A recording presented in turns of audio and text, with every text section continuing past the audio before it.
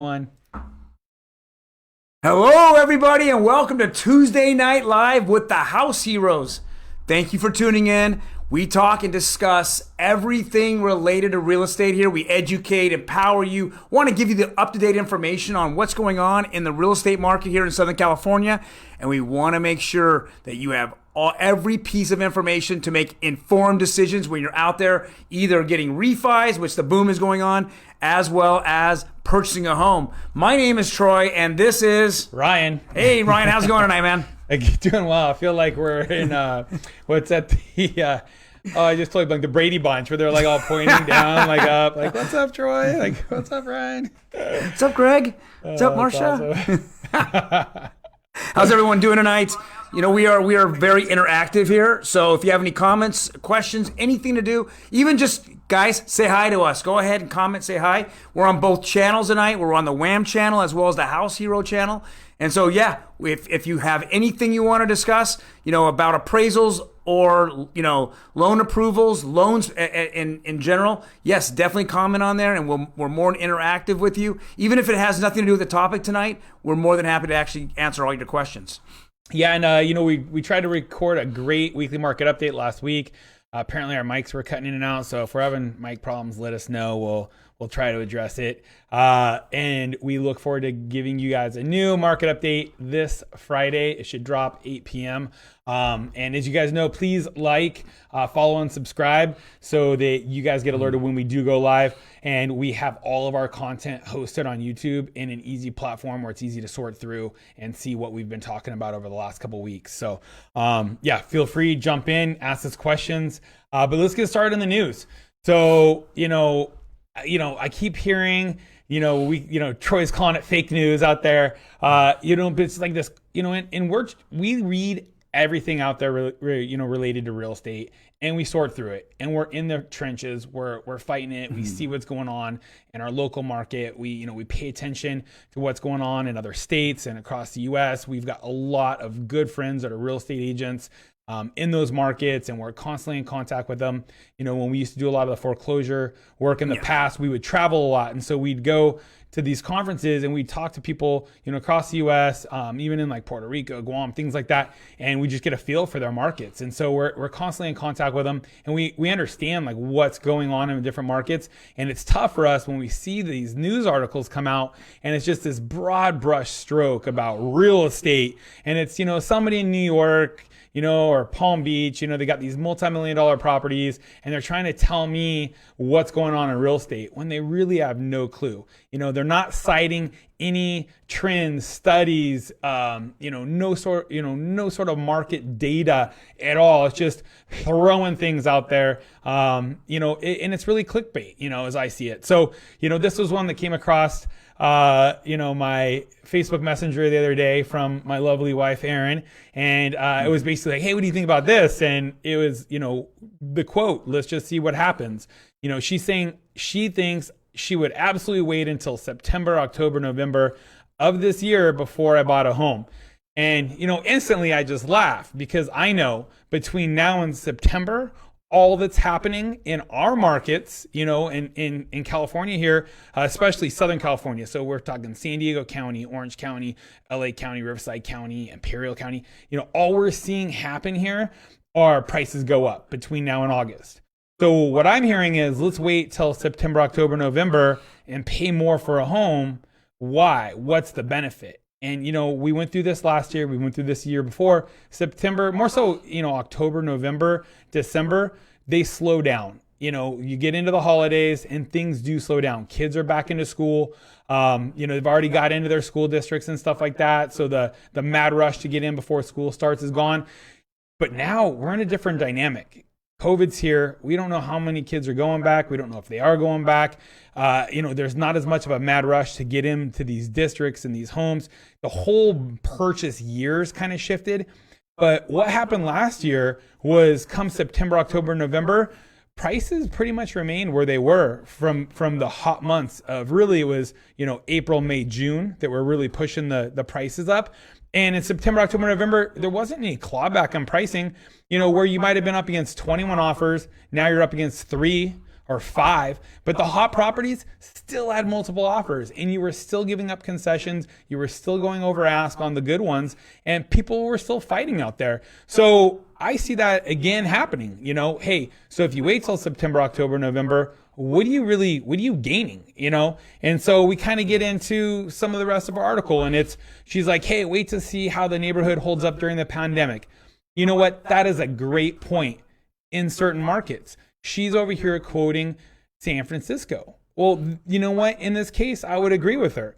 But if you're in anywhere other than San Francisco or maybe New York or an area where you've got ridiculously sky-high prices for small living, situation, and now your job, is tech-related and you can work from anywhere, shoot, I'd be going and working, in Park City, Utah, where I could ski half the year and, walk trails the rest of the year or something like that. Like, I wouldn't live in San Francisco where you're allowed to go take a dump, in the middle of the streets. You've got, the trash service, the poo patrol service, you got these things. Why? I mean, absolutely. And that's why you see rents dropping in San Francisco. You see prices starting to drop a little bit. I would agree with her here. You know what? If you're in an area like this and you don't really need to be tied to the area and it's not your ideal area, I wouldn't even buy there at all. I wouldn't even wait to see. I'd go to where you want to live if now you're untethered. And so for me, I see this and I understand where she's going with it. And that is a very small community where this is true for. Where we're at, the 5 counties I listed before, San Diego, Orange, Riverside, LA, San Bernardino. I mean, those counties, we're not seeing this type of result. So waiting until September, October, and November gets you nowhere, And there's another one. Your neighbor's financial problem could affect your real estate value. These numbers she's quoting are absurd.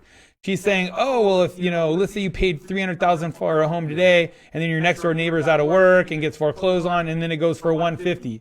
Okay, let's pump the brakes here. Nobody's home drops in half overnight. It just doesn't happen. The foreclosure process takes so long to go through. If you've watched any of our Tuesday, Tuesday nights or our Friday weekly market updates, there is such a limited inventory of homes. The second that somebody is not able to make their payments, they have the money, they've got equity right now, they can get out of this property. They're not getting foreclosed on. And when they get foreclosed on, the banks, and we'll get into the slide with REOs here in a little bit, the banks aren't so overwhelmed with assets that they're just fire selling them. There's a lot of hedge funds out there. They're picking these things up as rentals. They're doing, build to rent. They're actually wanting to build new homes to hold as rentals. They pick these up. They are not hitting the market like in 2007 and 8 when we had an oversupply of homes. We're not in that situation. So this to me is just laughable. I mean, there are so many things that are different between now and then, and it just doesn't happen this way. She's so out of touch with reality. It just blows my mind. Well, what are your thoughts on that, Troy? I mean, come on. It's called fake news. Yeah. It's literally like you want to say something because you're just irrelevant. And so to be relevant, you just start spewing off the mouth all the things that people are not wanting to hear. So they cause a panic, right? And that's what today's news ends up being. They just pick out what is kind of what is going to trigger you inside to make you emotionally feel like what am I doing? What's happening? Making you think. That's it. It doesn't, I keep seeing this over and over and over. The more I'm involved in like this pandemic and listening to the news, it's just literally news that wants to just shock you, right? That's it. It's from one shock to another. Right. And that's what they do. Susie Orman hasn't been correct all year long. All year long. Yet she's on major news channels spewing garbage out of her mouth. And then when you look back at the numbers as NAR does, National Association of Realtors, and even the federal government's numbers that come out, they continue to be exactly the opposite of what she's saying.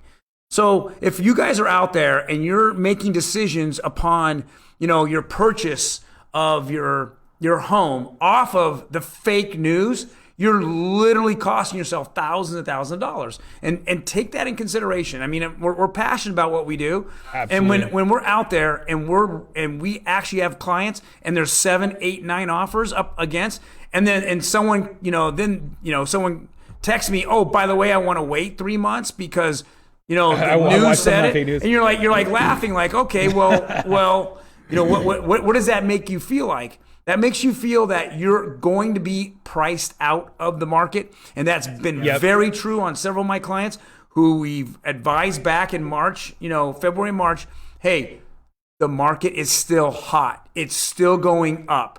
Even though it's a pandemic, there's a lot of millennials out there, and I've said this now for 5 consecutive months. Millennials are just not scared.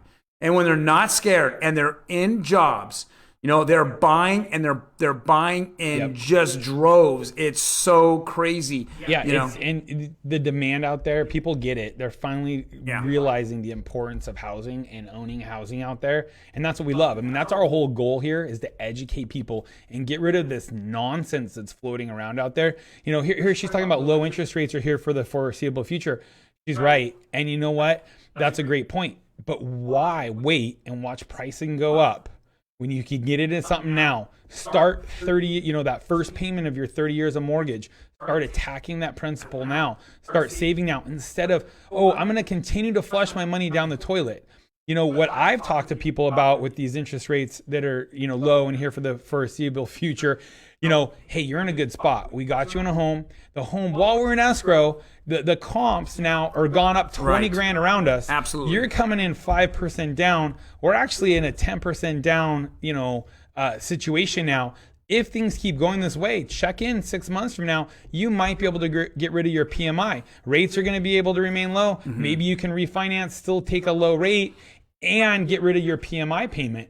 And I mean, we've got a client right now that's getting ready to close.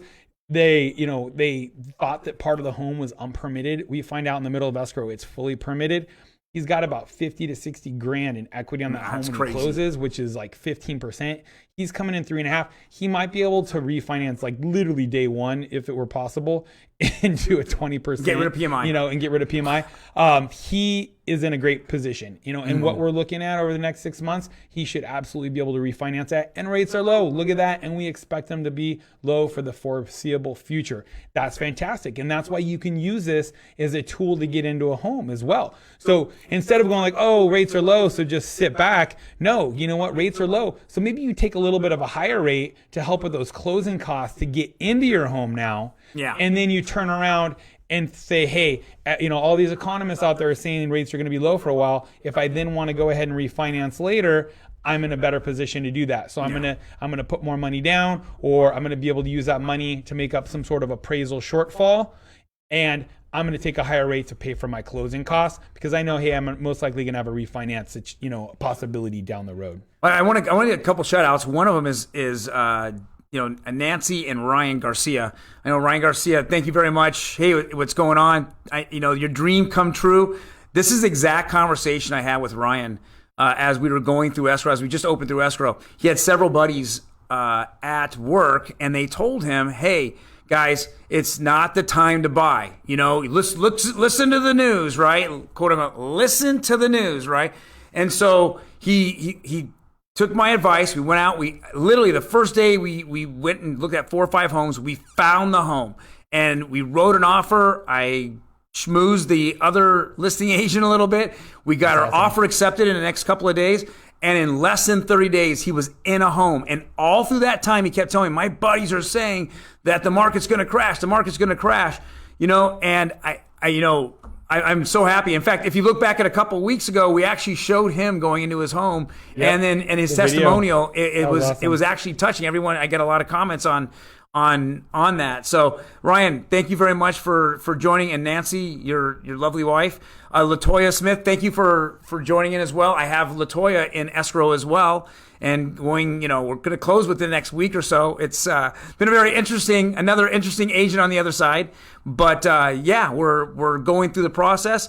And as everyone thought that the house would not appraise, the house appraised, for a very good value. And I think that as we continue to see that area in Marietta go up and up and up, oh yeah, absolutely. I have another client that's looking just exactly the same price point as they are, and I'm just seeing this go kind of crazy, right? It's funny, Marietta is a great point. As we pull up this chart here, REOs, 198 this week, 202 last week. We knew agents that had over 200 REO listings by myself in Marietta, any given day in 2009. One of our good friends, Nat, out there, I mean, he had just a ton of REOs in Murrieta. And why? Because there was an oversupply of housing. These new home builders, people were coming in, putting their $5,000 deposit down, waiting the 9 months to build this new home and be like, hey, now I've got this equity, and do 100% financing and then just hope to flip it. And they're buying these things in half dozens. It's like baker's dozens. Like, oh, buy 12, we'll throw in the 13th for free type deal here. And when all of a sudden the music stopped, nobody was living in them. They didn't have 30-year fixed loans. They didn't have the ability to repay. And what happened? Foreclosures. We are in a completely different lending situation. We're in a completely different, living situation. People are living in these homes. They need to have shelter over their head. So they can't just go, oh, one day I'm going to let it foreclose and I'm going to go live where? They still have to live somewhere. And there is still a shortage of rentals. And that's why they're building. You look at the big money, the smart money, what are they coming in? They're coming in and building rentals. They're not building homes. They're not coming in and building affordable living. They're coming in and building luxury apartments, And so just keep that in mind. So as I look at this REO chart, there are now in the MLS as of last week, 198 REO over what's that? I think it's like roughly 7 counties that it's covering. Right. So over 7 counties, there's only 198. In our regular weekly Friday market update, we update this number every single week. And in the last 4 weeks, we've gone basically from the mid twos all the way down. So we've just taken about almost a 20% haircut. Well, I think it was like we started just over 300 originally. Right. And that's when it went up a little bit. And I think it tapped, but I mean, literally way back, just to give you a point of reference, back in 2009, 2010, there were thousands and thousands and thousands of active REO properties. In fact, they dominated the market. Today, it's less than 1%. And then if you were to really ratchet this down to, let's go look at the 198 homes, a lot of them are just hard money loans that flipped. Yeah, right. There are flippers that got caught, Yep. and I think Ryan's point is when back in the day when you can actually tie up 2, 3, 4 brand new construction homes with $5,000. You're gambling $5,000 to hold those homes. Today, that's not happening. The builders got smarter. What they do is now they cross-qual every single client. So if your lender can qualify you, but if you can't qualify with the lender of choice of the home builder, well, then there's some kind of issues there. So they make the other lender, your lender, go ahead and send all the entire package and to make sure that they'll lock that home in. Why? Because the market's so hot. They have another buyer right behind it. So they've gotten smarter. So now today, you can't buy 5 homes at once. Yeah, if you want to gamble now, you can't. You're not gambling on new home construction. You got to go gamble on DraftKings. You got to go download the Robinhood app, get your one free stock, and gamble there. There's no sports. There's very little sports, right? Golf and auto racing. That's it, right? Yep. Well, tonight's topic is loan approvals and appraisals, and we go over this topic because we're actually seeing a shift in the last 3 months. Ever since COVID came in, things have completely changed. And I think they've changed for the better, and they've changed for the foreseeable future. I don't know if we're ever going to get back to the norm, right? This is the new norm. I hate that term. I hate the term, but it's the truth, right? It's the truth. And so I thought, hey, tonight it's very important, how to get your offer accepted. And even on appraisals, if you have refis or you have a purchase, how the appraisal market has completely changed. Yep. And, let me do a couple shout outs. If you guys have any questions on anything we're talking about here on loan approvals, on appraisals, please go ahead and message us. We'd love to answer your questions. Want to do a couple shout outs. What's up, Julie? Checking in. So, Julie, we just got bad news tonight. We didn't get our offer accepted. And again, it's all hinged on this. The appraisal, somebody came in, well over the list price and removed their appraisal contingency, and we just didn't have the ability to do that. What's up, John? Good seeing you on here. John Michael's on here. So yeah, let's get into it here. Loan approvals. So Yeah. break it down for us, Troy. There's 3 different types of loan approvals out there, right? From toilet paper to the golden ticket. Right. So pre-qualification. And pre-qualifications were very, very popular about 4, 5, 6 years ago. So basically what you did you talked to a lender and you said, hey, I make $1 million a month. I have $1 million in the bank. And they said, okay, I'll write up a pre-qualification. So it was just a verbal conversation between the buyer and the loan officer. And via that conversation, he simply wrote up a letter saying that they were qualified, possibly to get a loan. Based on their conversation.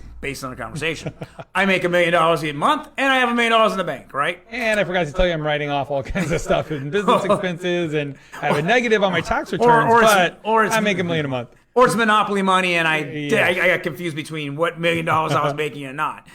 See, I own Boardwalk and Park Place. Yeah. So then the second type is pre-approval. So that's a little bit more in depth. So I do have a conversation with my loan officer. Then now I submit that information, loan, income and asset documents to him.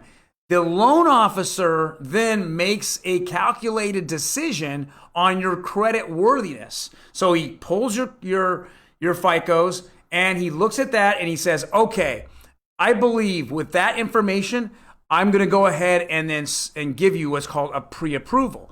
So that's pretty solid. So last 4 years or so, that's been the norm, is that pre-approval. The problem is, just like with anything, with any industry, right? You have good loan officers and you have questionable loan officers. Yep. Right? So and it's how much information did they really look at, right? Like they're saying, I reviewed this documentation.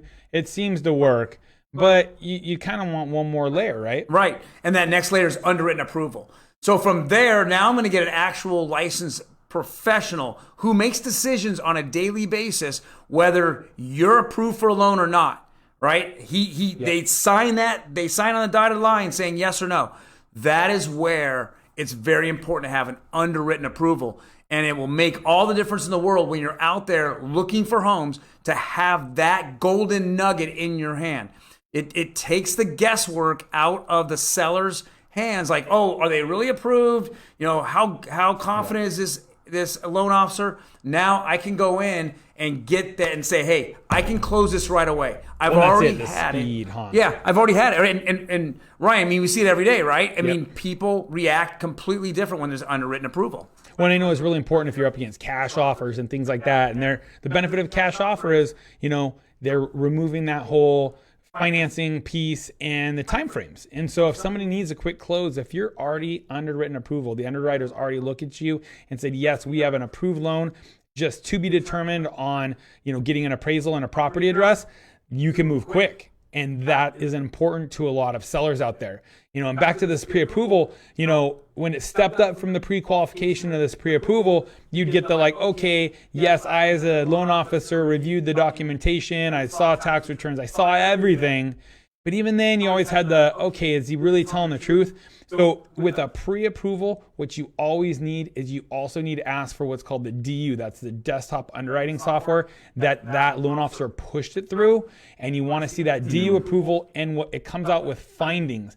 It goes through their debt to income ratio, all of this stuff. You want to see that. So if you're a seller and you're accepting an offer, you want to make sure that you have another lender that you trust or that your agent trusts cross-qualify that buyer and to look at that DU and say, hey, does this look like it's tight? Is it look solid? Give me your honest opinion on it. You at least want that on the pre-approval. And same thing, if you're a buyer shopping, you at least want to have a pre-approval with DU. You want to be sending those over together, because otherwise right now, you're just not going to get your offer looked at. But like Troy said, if you've got that fully underwritten approval, you've got that golden ticket, you've turned that toilet paper through the meat grinder, and all of a sudden gold comes out. I mean, how great is that? So you want to make sure you take all that junk, do your homework. We understand you got to go hunt down paperwork, have it all ready. You're going to need it anyways. Do yourself a favor.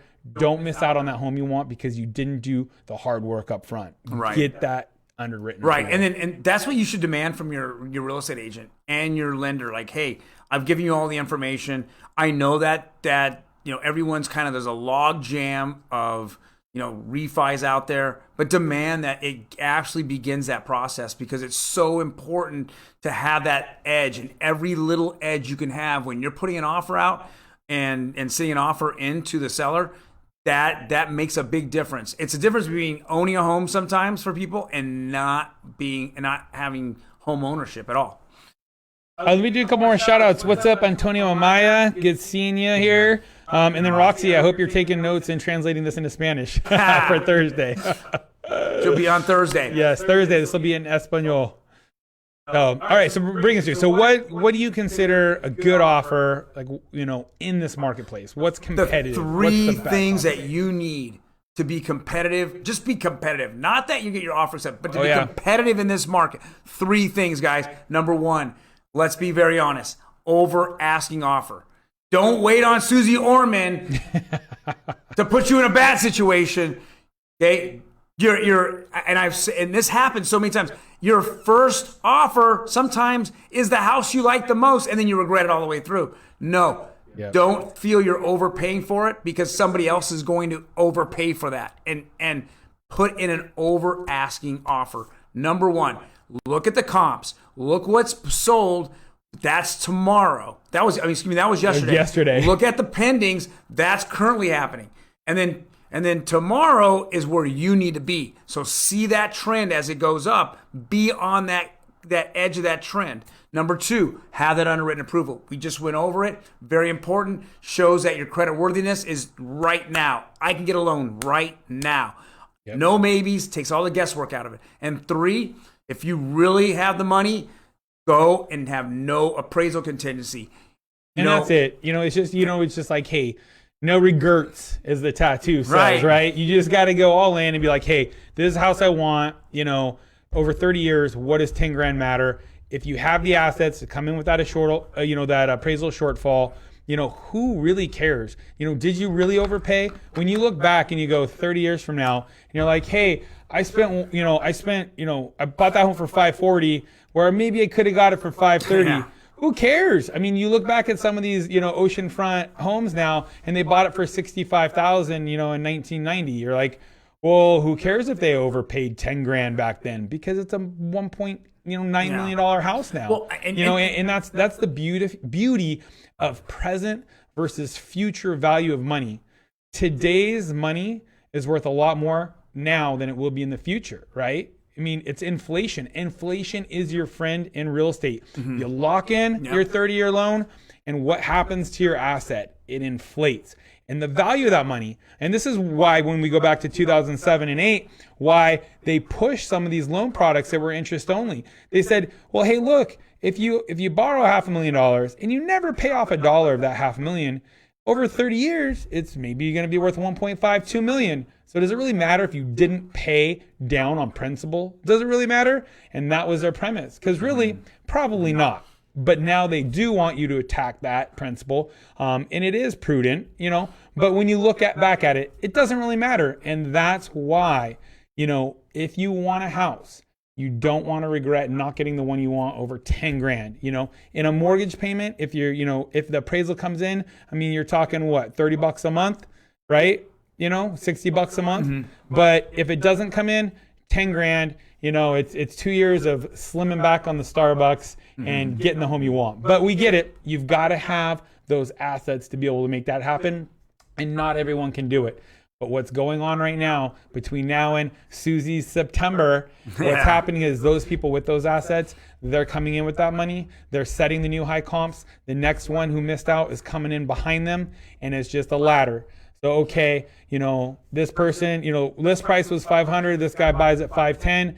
The guy who missed out is now buying 520 on the next listing, or the next listing comes in at 520, and this guy has to buy 530 because he's finally ready. And the next one, and that's what we're seeing right now. We're seeing this ladder effect, and it's ratcheting prices up. Right. And you know what? Yeah, you might, be able to win out in September with low interest rates, but our vision is you're still going to be paying more. Yeah, so. It's a hedge against the future, right? I mean, that's kind of what it turns out to. And I say this many, many times over. I've told many of my clients, when you're out at parties and I know real estate's a hot topic. I mean, maybe not as hot as it was, before the pandemic Well, and the being out at protests. parties is kind of hard now. Yeah. Well, I don't know, man. It sounds like in LA County, that's always been a party. But you're out there. No one ever, I've never heard anyone say, gosh, I just overpaid for this house. Yep. And I have $100,000 in equity. Right? Yeah. Nobody, you don't ever hear that. They're saying, hey, check out my house. Look what I did to the kitchen. Look what I did here. They're happy to be in that house. They're happy to have home ownership, and that's important. Yep, that's it.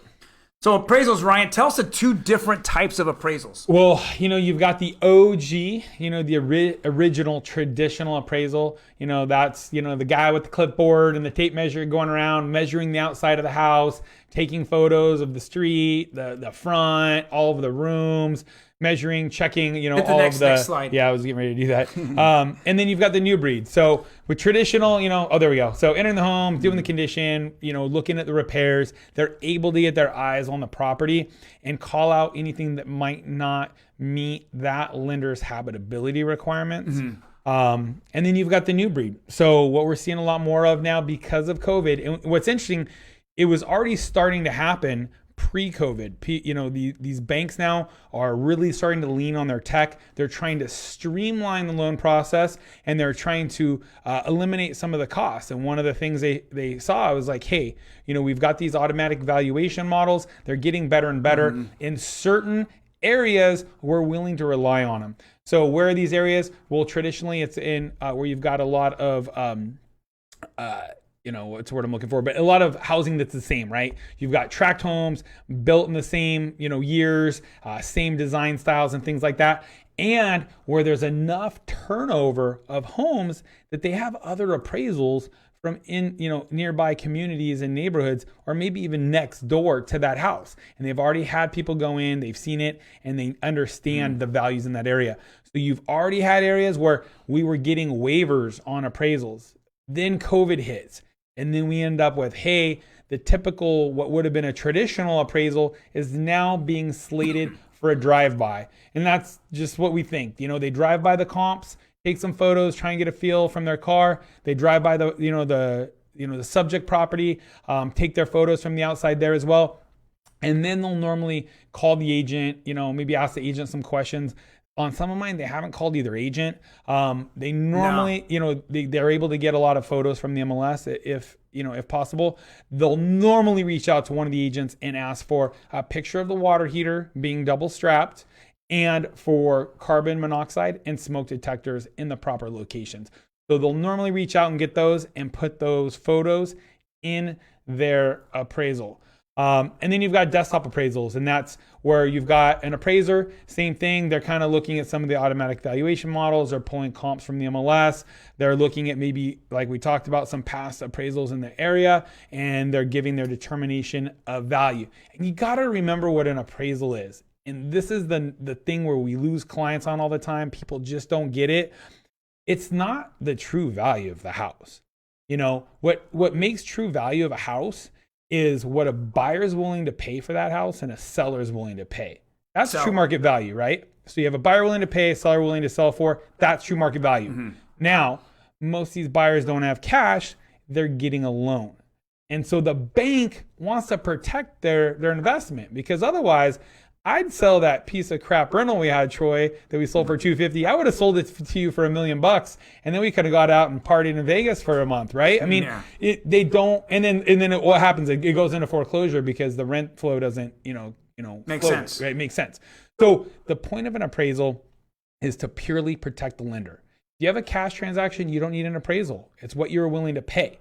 So really, true market value is still what a buyer is willing to pay for that home, and a seller is willing to let it go for. But we need some restraint, some checks and balances on that.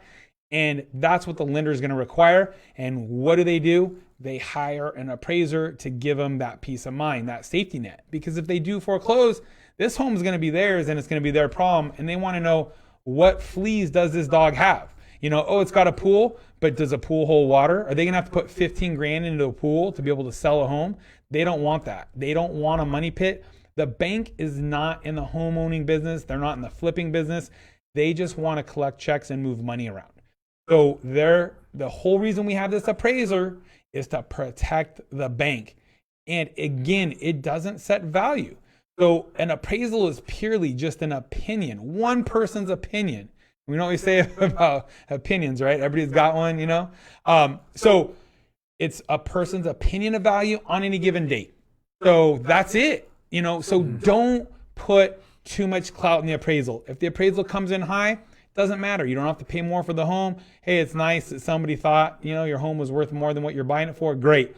It rarely comes in over what you're paying for it, and if it comes in less, I look at these appraisals and sometimes I'm like, what is he thinking? Like, this appraiser is lost. Yeah.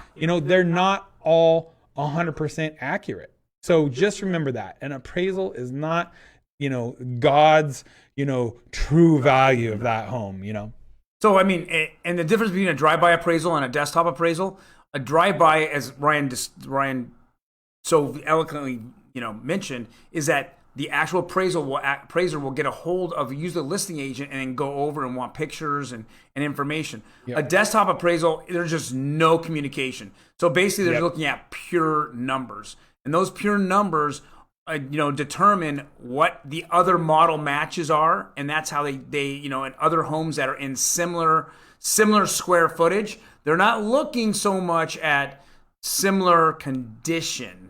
Right? Yeah. They're looking at just similar home sizes, and that's where they determine it.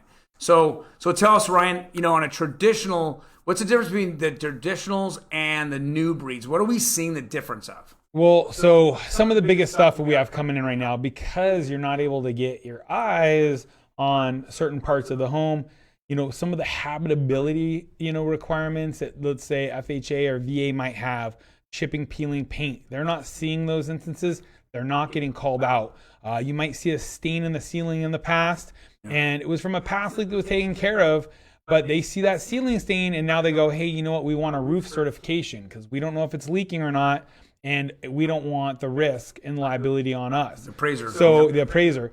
And so they'll show a picture of, a ceiling leak. I've had appraisers and appraisals where they don't even say and comment that that property needs a repair to meet habitability. The underwriter is looking at the photo and says, I see a stain in the ceiling.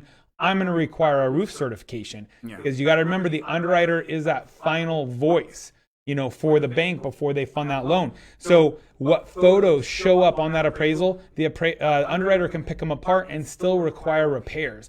And that's why we're always in the middle of a deal, waiting to get this appraisal back to see, is it as is, or are there going to be repairs required to meet their lending criteria? So that's one side of it, right? Yeah. So that's one side of it. What about the other side of it? So then you've got conventional. Because you're putting more money down. Go ahead. Yeah, well, it's not so much conventional. Okay, so the house is in fairly bad condition, it gets called out. But if a house is in pristine condition, sometimes an appraiser will go, okay, I'm going to look at the highest comps in the area because none of the homes in this area actually are upgraded as much as the home that I'm doing the appraisal on. And so I'm going to give a greater value for that because I've actually had eyes on those upgrades.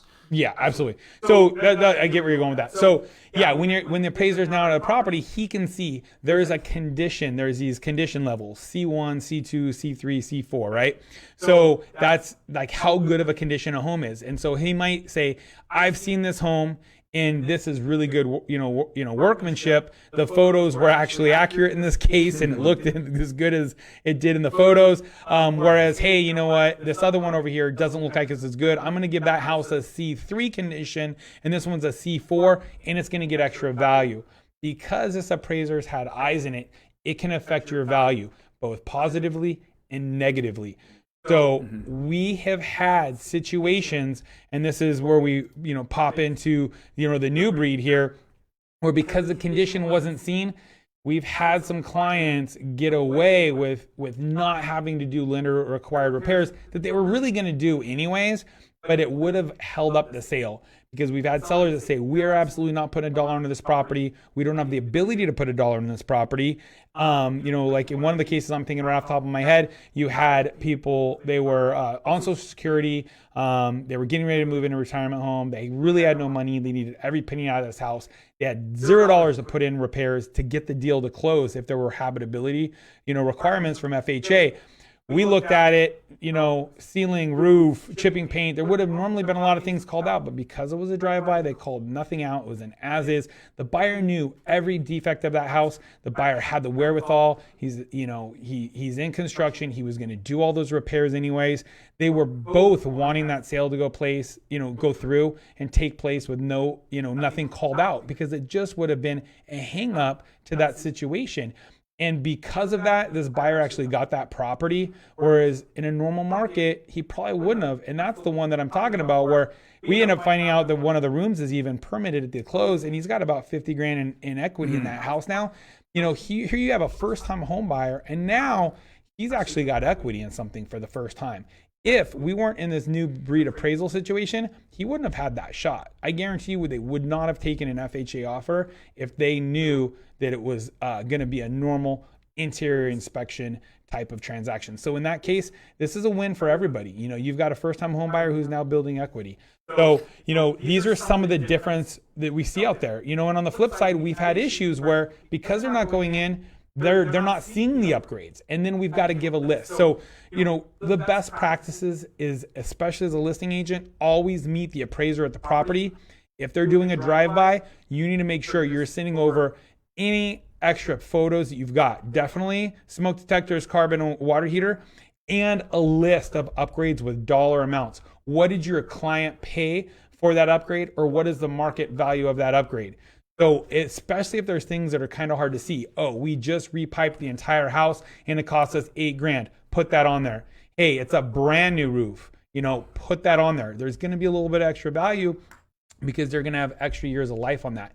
So make sure you do everything you can to get that extra juice out of the property. Yeah, desktop appraisals, you get none of that, right? Yep. And I know that Roxy had a deal in which a house was fully upgraded, completely upgraded. Yep. And and she had gone into escrow at 420, and the appraiser would only give value to 410, and he just said, and he marked it as a C3 and not a C4, right? And because he didn't go into the house, right? And so Yep. as much as the buyer and the seller complained about the appraisal, the actual loan company did not go back out and send them out there. They simply said a desktop appraisal is all they need, and that value is the value that they're going to accept. So on the, like Ryan had said, you have this new breed is you have the negative is that the house can be all beat up and they just don't see it, or or a positive is, well, the house is in fantastic condition and they don't see it either, right? And so because of those two coming together, you're just getting the house in the exact same number, square footage. You're not getting condition as being part of the appraisal process anymore.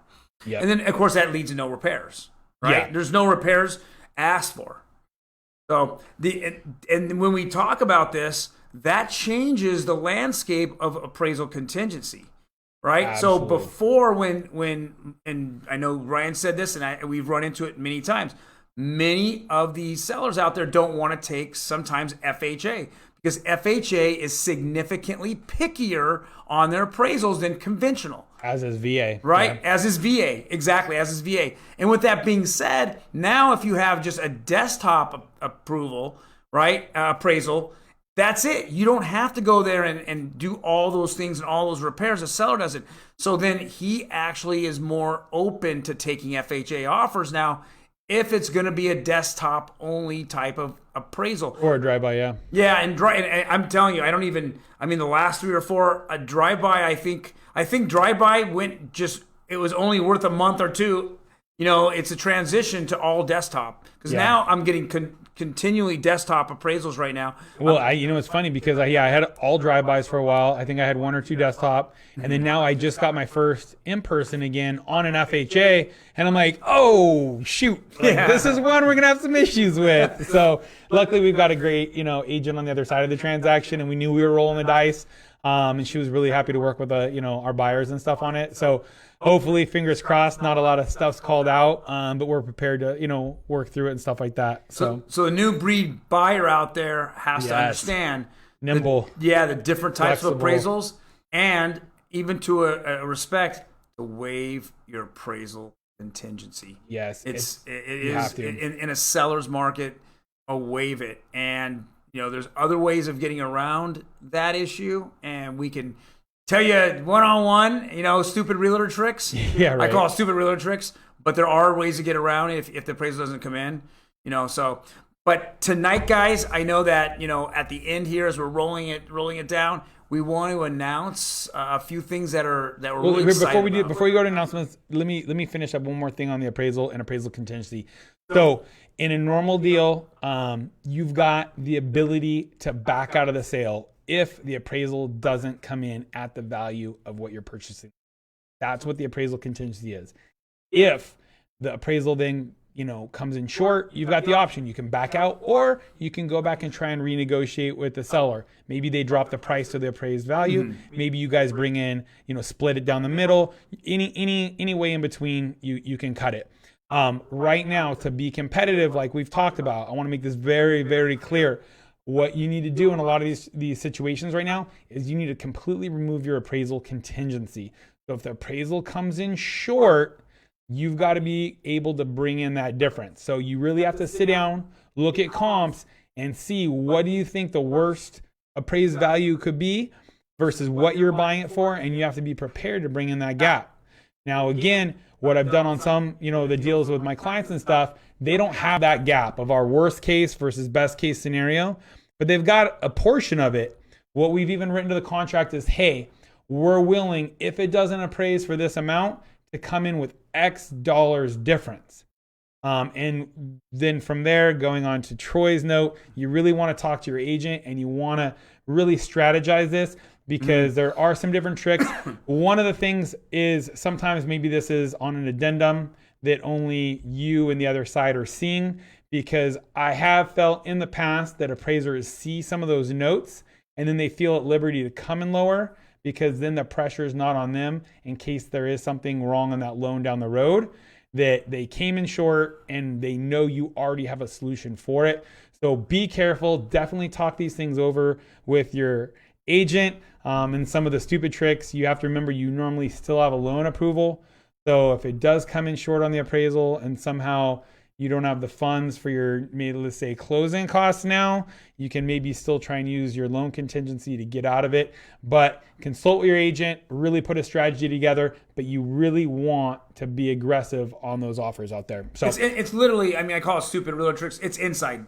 It's inside tricks that experienced agents use to their advantage to help their clients in the best situation possible while you're in escrow. If an appraisal has an issue, there's obviously a lot more secrets that over time and we experience that we know how to deal with. But this is something that we help our clients through and make sure our clients get the best deal and they feel comfortable with the situation they're in.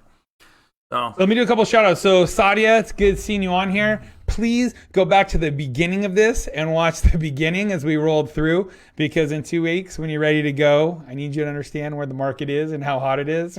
That's funny. But yeah, so what do we got bringing to them, Troy? You were going to talk about some breaking news. So some breaking news. Real news, not fake news. Not fake news. So after hard work of many, many months, we are going to launch next week our home buyer's guide. And so we're really excited. We don't have it set up tonight, but next week we're going to launch that. And if you want a copy of the home buyer's guide, definitely you can go right now to our House Heroes page, our Facebook House Heroes page, or our Instagram House Heroes page, and DM us, ask us in Messenger, hey, I want a copy of it. We'll send it over to you. We're gonna have ads going out real quick. It's free, costs you nothing, and it's a plethora of information about the home buying process, from the beginning on how to pick the right agent, all the way through what's the escrow process, what appraisals mean, what are the 5 things you need to know every time you look at a house, so you don't waste your money and your time writing offers on houses that are already beat to hell, and that you're going to actually lose money as you walk away from escrow because of the property condition. Yep, absolutely. All right, guys, thank you very much for joining us. Please subscribe, follow us, and like us. Again, check us out on YouTube, TikTok, Twitter, And Instagram, our big two feeds, obviously, are Facebook, where we go live on Tuesdays, Thursdays, and Fridays. Instagram, we go live daily. And YouTube is where we house all of our content. So definitely check out those. I got one more shout out. Let's see it. Let's hear it. Jody Jackson. We got her into a home about a month ago. She just said she moved in. I'm so happy for her. I mean, literally, she found the property that she wanted right off the bat. And I unfortunately one and done. It was a one and done. Unfortunately, because we had masks on, we couldn't see her smile when she's talking about the house. But I was dying, and I take the mask off, Judy. I want to see because I really enjoyed my time with her, and congratulations. Jody, that's getting in your home. Yeah, it was pretty funny. Clients that closed about a week and a half ago, Jimmy and Marcella, they were laughing like, "Oh, that's what you look like." I'm like, "Don't you watch our lives?" They're like, "I know, but it's still different in person." And it was pretty funny because we didn't really see each other face to face until the close. So that's awesome. All right, guys, thank you guys for joining us. If you have any questions and you're watching this later, please go ahead and send us a message either on What's a Mortgage or on the House Heroes. We will make sure that we follow up and answer those questions for you. All right, guys, have a good night and be safe. Be safe. Peace. God bless.